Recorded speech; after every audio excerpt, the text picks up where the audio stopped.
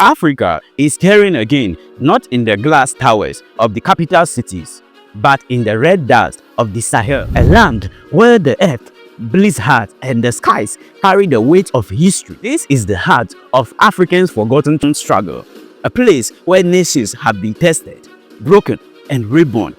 Mali, Burkina Faso, and Niger, 3 flags, 3 wounds, 1 destiny. For years, these lands were treated as battlegrounds, where foreign troops hunted terrorists, where promises of peace came tied with chains of dependency. But beneath that silence, something ancient was awakening, a spirit that no empire could bury, a pride that no sanctions could break, a whisper that became a cry, and a cry that became a thunder. Africa must rise on its own feet again. From Bamako to Niamey, the people began to see through the curtain. They saw how foreign powers came with aid in one hand and control in the other. They saw how their leaders were praised abroad but powerless at home. And they asked, what is independence if we must still kneel to survive? Then came the breaking point. Government fell, military officers rose, and the world shouted, coup. But the people whispered at last, because to the people of the Sahel, it wasn't a coup. It was a correction of years of betrayal, humiliation, and foreign puppetry. The Sahel had been called the world's poorest region, but it was never poor. Only plundered, gold beneath the earth, uranium in the ground, oil waiting beneath the dust, all taken, all exported, while the children of the land walked barefooted in their own wealth. And so, the awakening began not in speeches, not in parliament, but in the hearts of ordinary men and women who refused to be ruled by those who never bled for them. They began to look inward. They began to believe again that Africans' freedom will not come through permission, but through conviction. And so the drums of the Sahel began to beat again, steady, fierce, a warning to those who took the continent's silence for weakness, a message that the age of submission was over. From Mali came the first spark, a voice that said, no more French troops on our soil. From Burkina Faso came the flame. Our land, our people, our army will decide our future. And from Niger, the fire spread.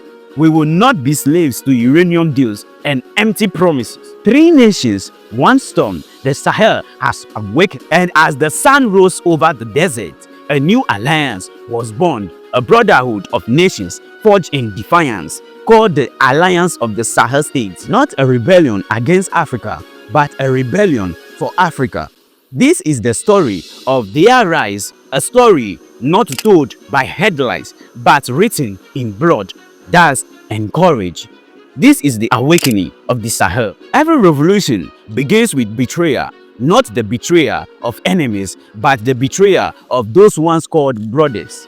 For the Sahel, that betrayal came from the very house that was built to unite them, ECOWAS. They once believed in regional unity, in the dream of West Africa standing together. One people, one destiny. But when the Sahel cried for help, the hand that reached out was not to lead them. It was to strike them down. Sanctions, borders closed, electricity cut, banks frozen. For choosing to stand alone, the Sahel was punished not by the West, but their own brothers and sisters. The people of Mali, Burkina Faso, and Niger watched as their economies suffocated. Medicines ran low, trade stopped, food prices soared. But still, they did not bow because they understood something ECOWAS had forgotten.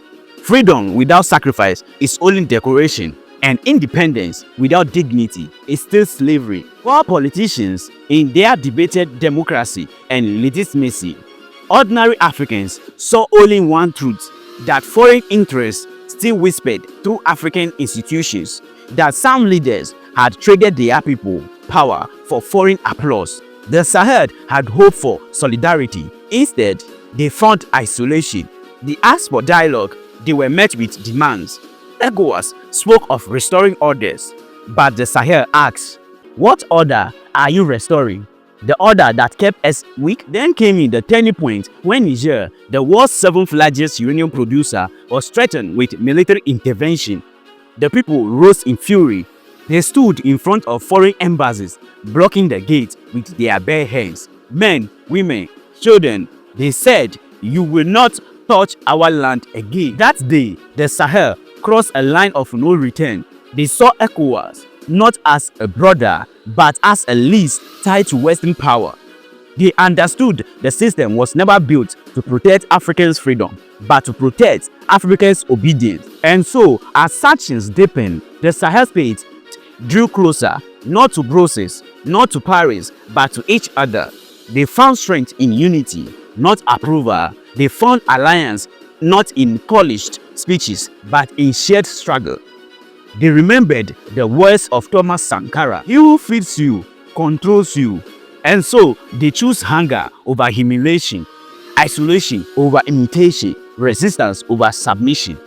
The betrayer has done its job. It had awakened the lion, because when you betrayed a man's trust, you give him no reason to obey. When you betray a people's hope, you forge their will in fire. The Sahel realized then that their destiny will never again be signed in someone else's capital. They began to dream not of returning to ECOWAS, but of building something stronger, something purer. And from that dream, a new name began to echo through the desert wind: the Alliance of the Sahel States. In betrayal, they found clarity. In punishment, they found purpose. In isolation, they found each other. The shadows of betrayal had passed, and in their place, a new dawn began to rise. There comes a time when the trust becomes a wound, when patience turns into poison, when silence becomes the loudest scream of all. For the Sahel, that time had come. Three nations, once loyal to the vision of regional unity, once proud members of ECOWAS, now standing at the edge of the cliff, staring at a system that had betrayed them. They had begged for understanding. They had pleaded for respect. But every cause was answered with pressure. Every word was met with punishment. When Mali soldiers seized control in 2021, they promised the world, "This is temporary. We will rebuild our nation." But the world did not listen. Instead, they sent isolation, as if healing would bloom under siege. Then came Burkina Faso, a land of warriors, a people who have buried too many under the shadow of terrorism. When their young captain rose to lead, he was not welcomed as a savior, but condemned as a criminal. And finally, Niger, when their president fell, the world, GEPS and ECOWAS drew a red line. They threatened war against their own brothers, African soldiers against African soil. They call it restoring democracy, but the Sahel saw it for what it was: a puppet show directed from the distant capital. Because how can you speak of democracy when the people are starving? How can you claim to defend freedom while you punish nations for choosing their own path? And so, in January 2024, after months of threat and silence, the leaders of Mali, Burkina Faso, and Niger did the unthinkable. They tore their names from the ECOWAS treaty. Their decisions echo through Africa like a gunshot. Commentators call it reckless. Foreign analysts call it dangerous. But the Sahel call it freedom. This was more than a treaty. It was a declaration: we will not kneel again. Under this alliance, they promised to defend one another politically, maritally, and economically. An attack on one would be an attack on all. They will share intelligence, resources, and strategies.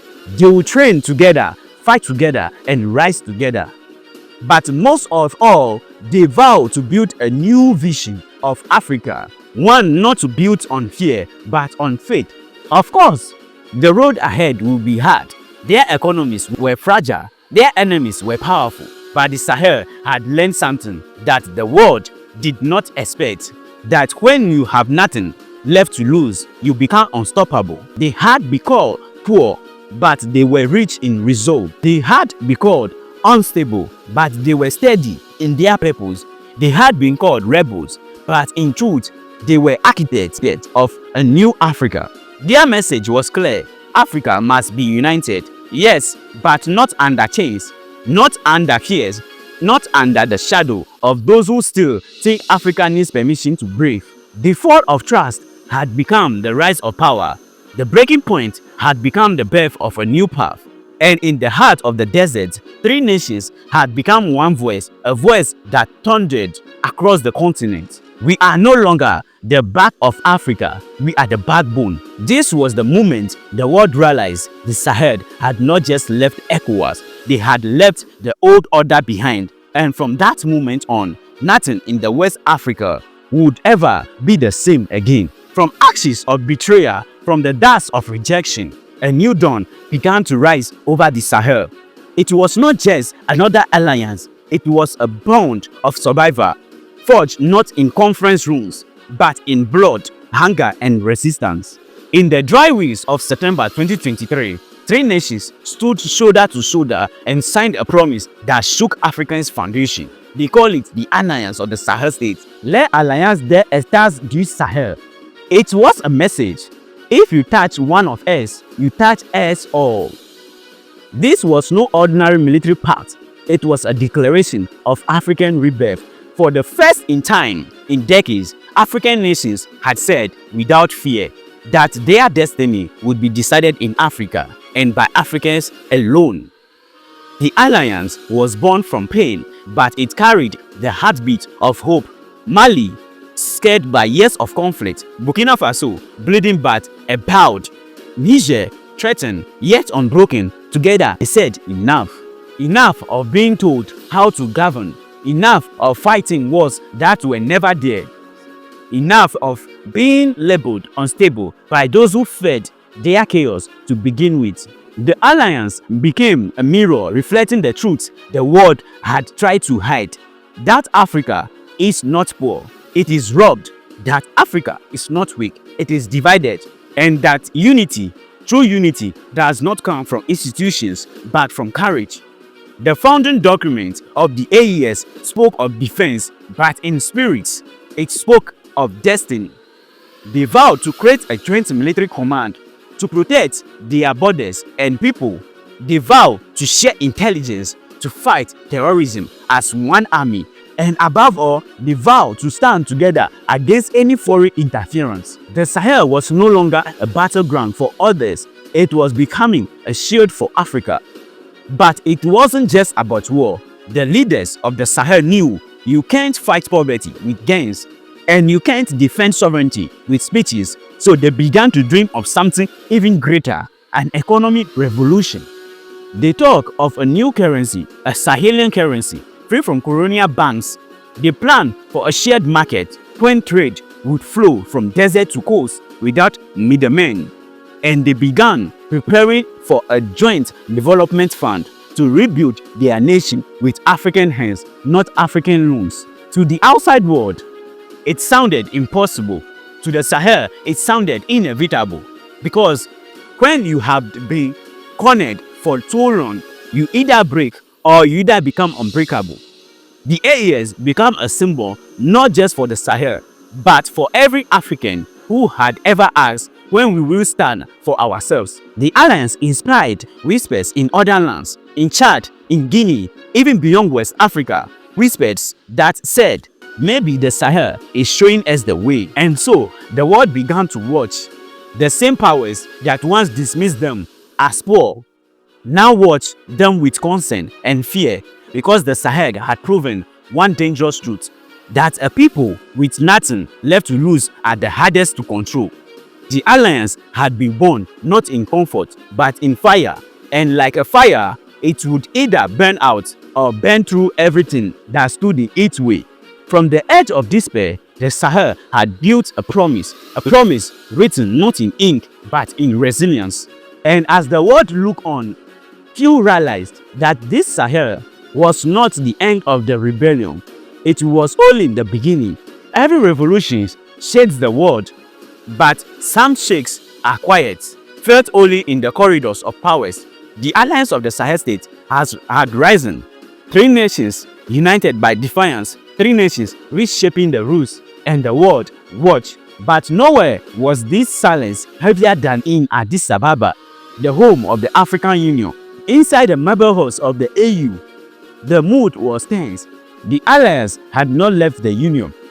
No, they were still members, still sovereign, yet they had broken ECOWAS. And with it, the old order. The AU faced a dilemma. To punish the Sahel would be to fracture Africa itself. To accept them fully would be to validate rebellion. And so the Union hesitated, weighed words and actions like a man walking a cliff edge. They could not ignore them because Mali, Burkina Faso and Niger, they were too large, too strategic, too dangerous to sideline. The AU could not remove them without angering the Sahelian people, and the people had already chosen their path. Yet the AU could not fully embrace them either.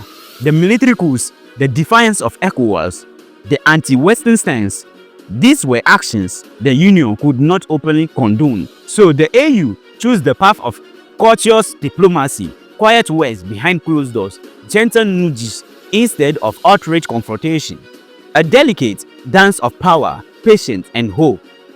It was a silent battle.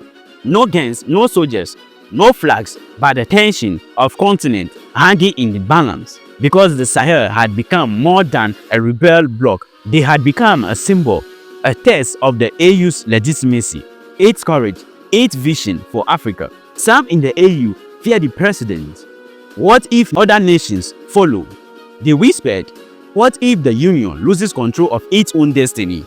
But others saw hope. This is a chance, they said, to redefine African unity, not as a cage of rules, but as a platform for sovereignty. And so the Union acted carefully. They did not condemn outrage.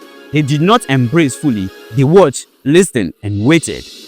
For the first time in decades, the African Union realized something vital. The future of Africa will not be dictated solely in Addis Ababa. It would be shaped by those who braved enough to stand on the front lines by the Sahel. The AU's dilemma was more than political, it was moral. Would the Union continue to enforce outdated rules on a continent that was waking? Could it deny legitimacy to those who had no choice but to defend their land?